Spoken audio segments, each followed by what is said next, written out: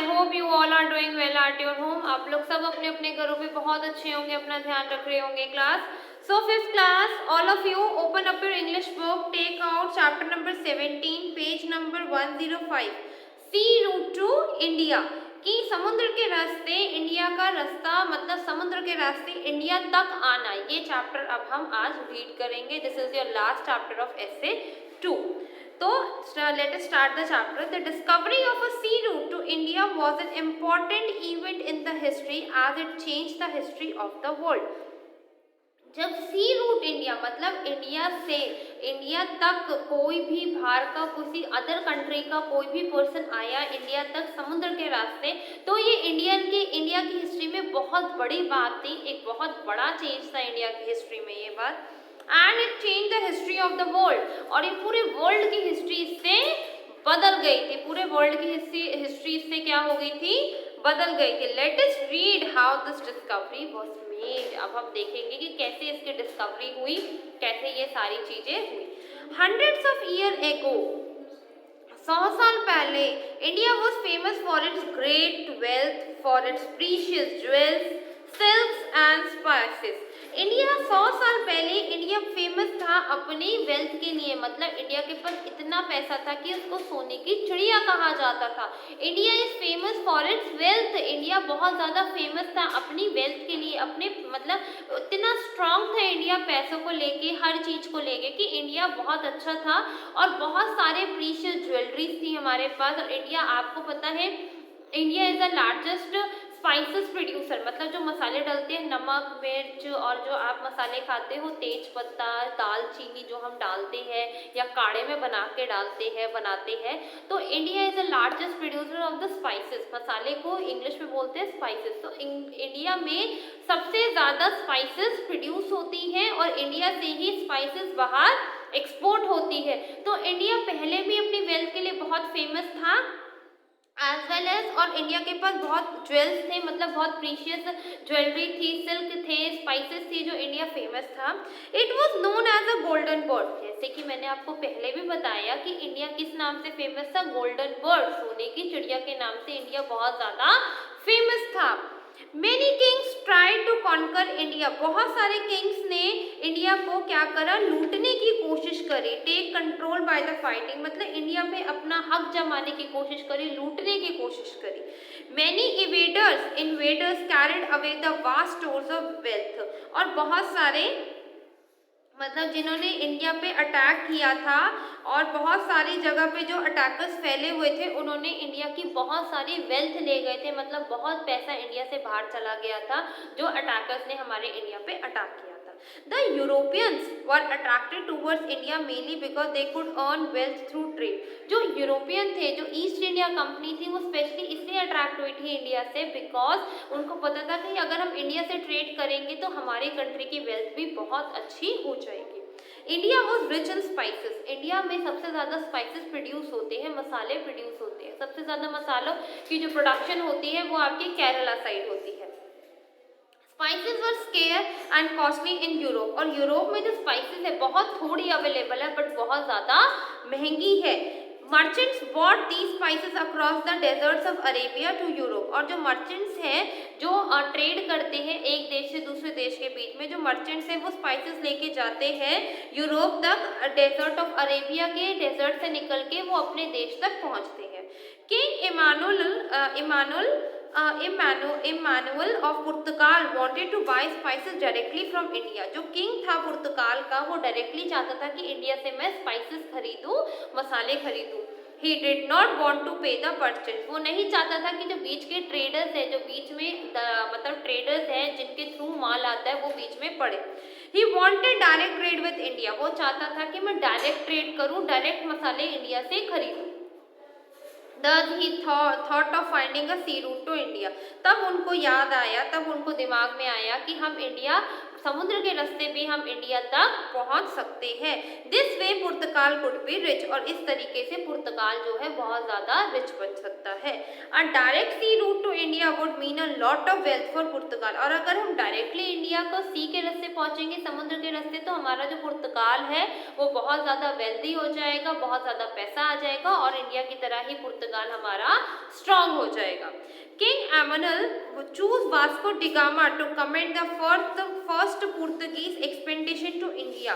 King Manuel ने Vasco da Gama को बोला कि आप जाओ पुर्तगीज से long journey organize for a particular purpose. Expedition मतलब एक पर्टिकुलर जर्नी ऑर्गेनाइज करी गई है पुर्तगाल के लिए, किसी भी देश के लिए, और एक जर्नी आप क्या करो, एक जर्नी ऑर्गेनाइज करो आप इंडिया से, पुर्तगाल से लेके इंडिया तक की सी के रास्ते। Vasco da Gama was a nobleman who had served as a naval officer and defended the Portuguese colonies from the French on the coast of जीनिया। तो जो वास्को डी गामा थे वो बहुत ही समझदार इंसान थे, और वो पुर्तगाल में नेवी में ऑफिसर थे, और वो बहुत ही अच्छे ऑफिसर थे, और उन्होंने पुर्तगीज को प्रोटेक्ट करा है। फ्रेंच ने जो पुर्तगीज पे हमला करा था उसके अगेंस्ट उन्होंने उसको प्रोटेक्ट करा। The expedition would sail around Africa as in those day there was no other ways to reach India from Europe. और जब हम पुर्तगीज ने जब इंडिया आना था तो एक ही रास्ता था कि अफ्रीका के थ्रू वो, मतलब जो एक्सपेडिशन था वो अफ्रीका के अराउंड था उन दिनों में, और कोई वे नहीं था इंडिया का यूरोप, मतलब इंडिया से यूरोप पहुंचने के लिए विदाउट अफ्रीका जाए बिना कोई भी उनके पास रास्ता नहीं था। Vasco da gamma started his journey towards India from Lisbon. Vasco da gamma ने अपनी जो जर्नी स्टार्ट करी इंडिया से लिस्बन तक स्टार्ट करी, the Portuguese capital, on 8 July 1497।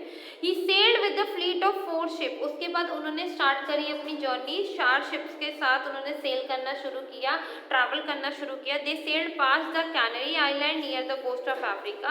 They reached Cape Verde island on 26 July. Here they stop to rest. और फिर वो जब सेल करते करते अफ्रीका पहुंचे, अफ्रीका के बाद वो पहुंचे एक रीच्ड कैप वर्दी आइलैंड पे 26 जुलाई को, उसने उन्होंने वहां पर रेस्ट करा। They also prepare for the most difficult journey around the coast of Africa. उसके बाद उन्होंने वास्को डी गामा ने वहीं से स्टार्ट करा अपनी सबसे डिफिकल्ट जर्नी कि अफ्रीका तक जाना, अफ्रीका के कोस्ट तक जाना।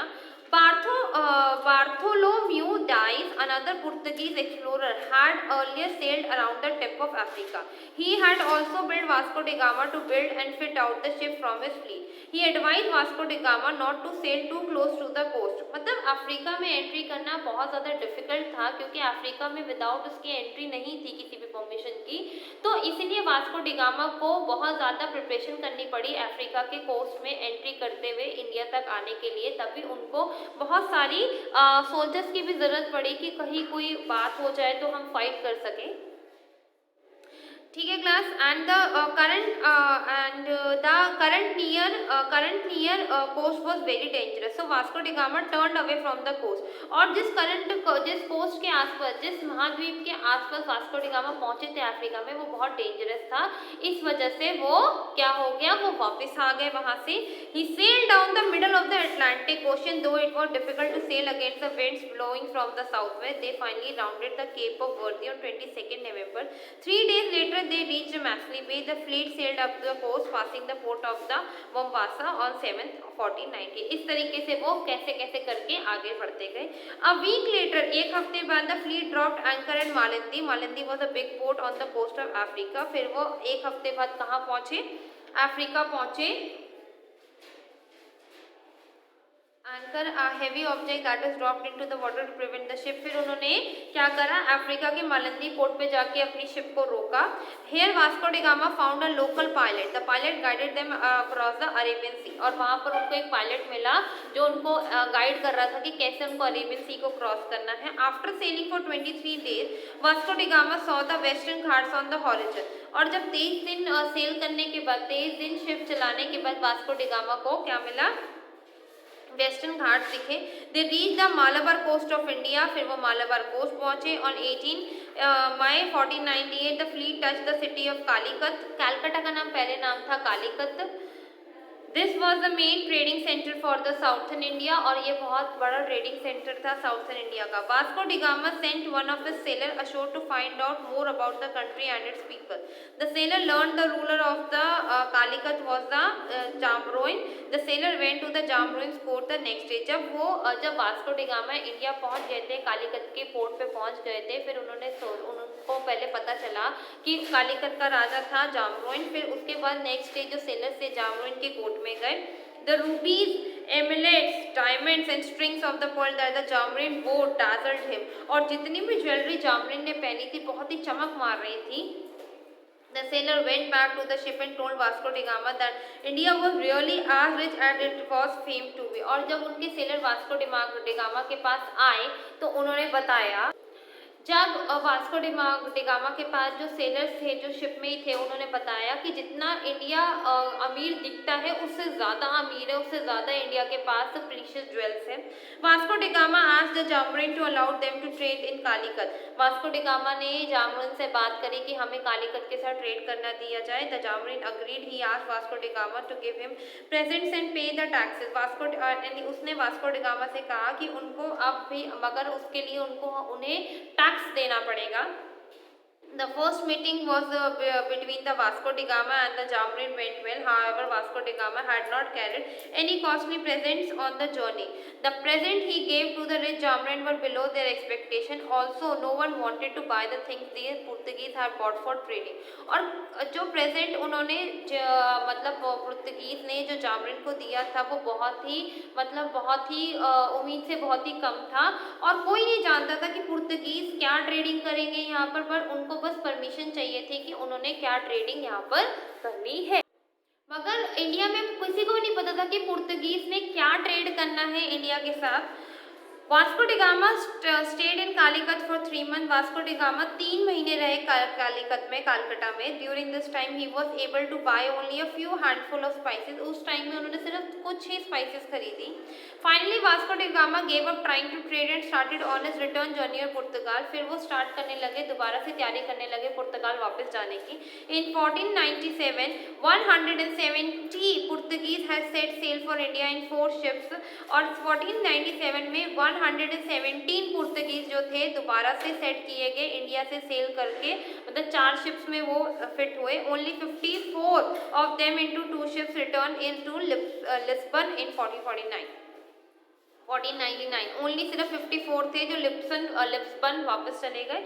Vasco da Gama voyage did not earn much money for Portugal. मगर जो वास्को डा गामा ने जो जर्नी करी थी और जो स्पाइसेस वो लेके गए थे पुर्तगाल में, इतना कोई उसका मतलब वेल्थ नहीं मिला, उतना उनको बेनिफिट नहीं मिला।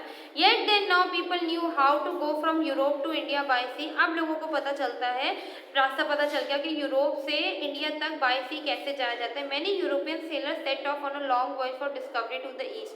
They discovered the wealth of the country of the east. They traded with these country। बहुत सारी ईस्टर्न जो यूरोपियन कंट्रीज थी उन्होंने ईस्ट के साथ अपना ट्रेड स्टार्ट किया। Slowly the European nation start ruling over them. उसके बाद स्लोली जो यूरोपियन नेशन था उन्होंने ईस्टर्न पे अपना रूल करना स्टार्ट किया। This is how India was taken over and ruled by the British for almost 200 years। However, that is another story। और इस तरीके से कैसे यूरोपियन ने इंडिया के साथ काम करते करते, मतलब वो ट्रेड कर रहे थे, ट्रेड करते करते कैसे इंडिया पे उन्होंने अपना रूल कर लिया, ये तो आप लोगों को पता ही होगा। 200 साल तक हमारा इंडिया ब्रिटिश के रूल्स में रहा। ठीक है क्लास, तो ये आपका चैप्टर यहाँ फिनिश होता है। आप लोग यहाँ तक एक बार रीड करके देख लो, ठीक है। And now your syllabus is over. Okay class.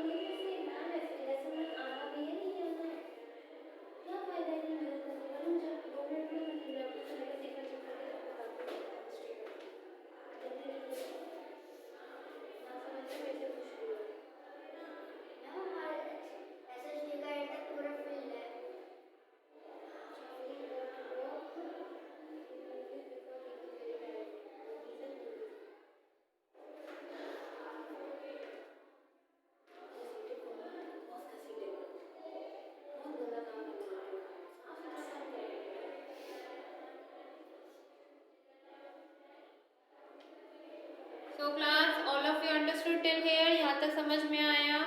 I hope you all understood till here. Thank you class, take care, bye bye.